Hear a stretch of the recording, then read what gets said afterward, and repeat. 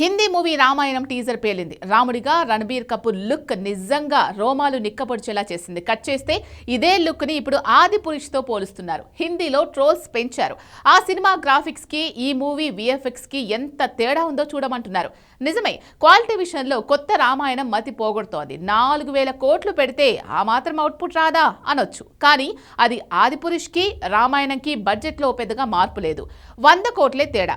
అది 690 కోట్ల మూవీ, ఇది 800 కోట్ల మూవీ. 2 భాగాలుగా వస్తున్న ఈ ప్రాజెక్టులో మొదటి భాగం 800 కోట్లతోనే తెరకెక్కింది. రెండో భాగమే 3200 కోట్లతో తెరకెక్కబోతోంది. అంతా బాగానే ఉంది. ఇందుకే టీజర్ తో ఏం తేలింది? రణబీర్, యష్, సాయి పల్లవి ఈ ముగ్గురిట్లో ఎవరి ఫేట్ ఈ మూవీతో మారబోతోంది? Have a look.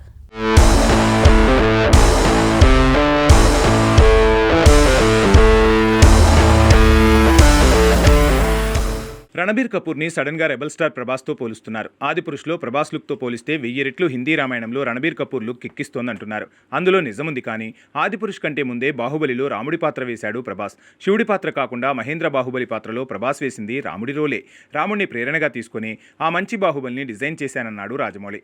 ఇక కట్టప్ప హనుమంతుడి పాత్రలో ప్రేరణ పొందితే బలాలదేవ రావణుడు, ఇక్కడ శివుడు మాత్రం లవకుశులు రీప్లేస్మెంట్. అవును, ఇది నిజం. కాబట్టి ఒక్కసారి ఊహించుకోండి, నిండు సభలో తన భార్యని సంకెళ్లతో బంధిస్తే బాహుబలి ఎలా సభలోకి ఆవేశంతో నడిచొస్తాడు. ఆ లుక్తో పోలిస్తే హిందీ రామాయణంలో రాముడి లుక్ డామినేటింగ్గా ఉందా? బాహుబలిలో ప్రభాస్ లుక్ డామినేటింగ్గా ఉందా? ఒకరు గొప్ప అంటే ఇంకొకరు తక్కువ అని కాదు. కానీ రియాలిటీ చెక్ చేస్తే బాహుబలిలో మీసమున్న రాముడిగా ప్రభాస్ లుక్, పాత్ర, డిజైన్ మతిపోగొట్టింది. కాకపోతే రణబీర్ కూడా రాముడిగా కదిలించే లుక్లో బాగున్నాడు.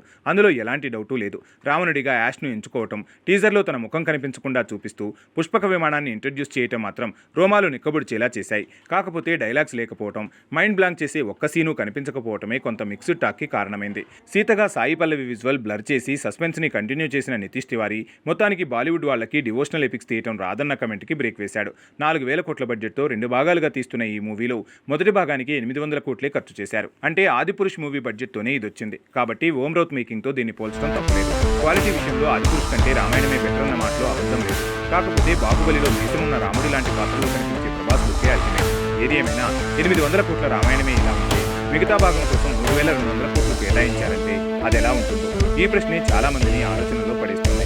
అంతా బానే ఉంది. కానీ హనుమాన్ జయంతి రోజు ఆంజనేయుడి పాత్ర లేకుండా, ఆ విజువల్స్ పడకుండా రామాయణం టీజర్ రిలీజ్ చేయడం వెనుక హనుమంతుడి దైవాన్ని చూపించాలనే కారణం ఉండవచ్చు. అది కూడా ఓ రకంగా బానే ఉంది.